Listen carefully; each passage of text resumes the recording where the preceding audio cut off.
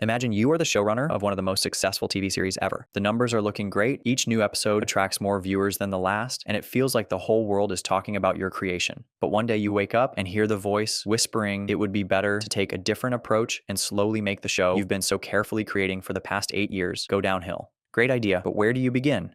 First of all, you better start slowly. We want to make our super successful show start declining in quality, but we don't want to risk ruining it right away. Remember, you want to keep the show alive until its finale so that you can make the most money from the fan base. A good way to do that, while gradually decreasing the show's quality, would be to add unnecessary storylines or to make the beloved character feel less like a person and more like a plot device. Try to still keep the dialogue good, but consider adding some cringe lines once or twice per episode so that someone in the audience might giggle. You want a good girl.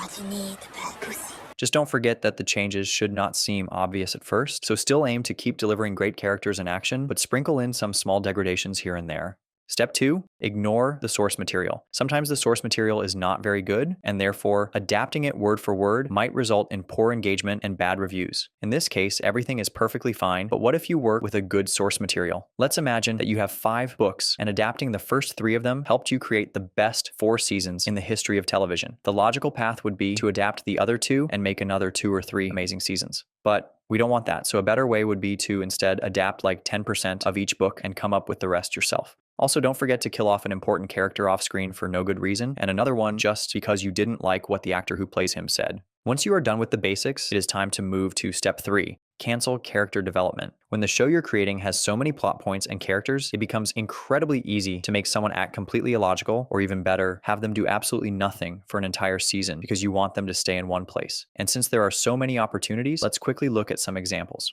The big moment at the end of the previous season of your show was the death of a very important fan favorite character. But since he still has a role to play, you make a decision to resurrect him, creating this Jesus-like figure who died but came back even more powerful than before. He has been on the other side and now sees the bigger picture. On the outside, he looks the same, but on the inside, he has transformed, and now the audience gets to rediscover this character all over again.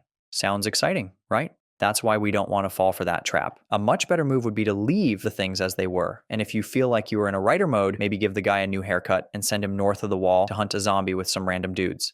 A quick tip, listen to your fans more. Sometimes they can come up with absurd ideas that you can implement in the show to make some aspects more ridiculous. For example, you can take the character with a completed character arc and continue his journey to complete it for the second time. Just make sure that the second ending is worse than the first, but not bad enough to stop the action figures from selling. To keep your fans even happier, you can also make some of their favorite characters immortal and have one of them do acrobatics shortly after swimming through a filthy canal with open wounds. But make sure that you still include epic action scenes with the dragons, because that's what your political drama is about.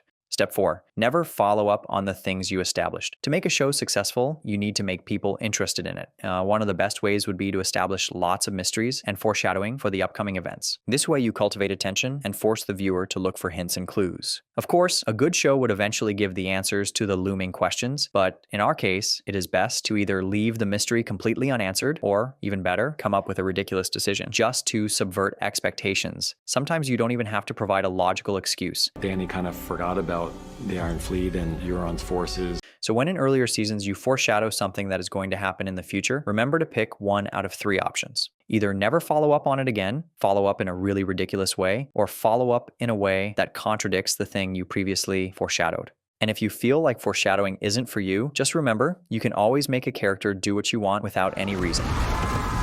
Once the previous 4 steps are complete, it means that we are approaching the show's finale, and it is now time for the most important step. Step 5, stop giving a shit. By this point, you probably think that everything you do is doomed to success. No matter how hard you try to sabotage your own show, the audience still seems to enjoy it. They keep justifying your weird choices, convinced that one day you'll reveal some brilliant explanation that makes it all worth it. So before you start writing the last episodes, you need to completely stop caring about the series. This process likely began without you even noticing, but now it is time to finally make it complete. Take a multi-million-dollar deal from some big company and make the finale feel incredibly rushed and illogical, as if you were in a hurry while writing it, which you probably were. The rating you should aim for cannot exceed 4 points out of 10. Anything higher than that would be considered a total failure.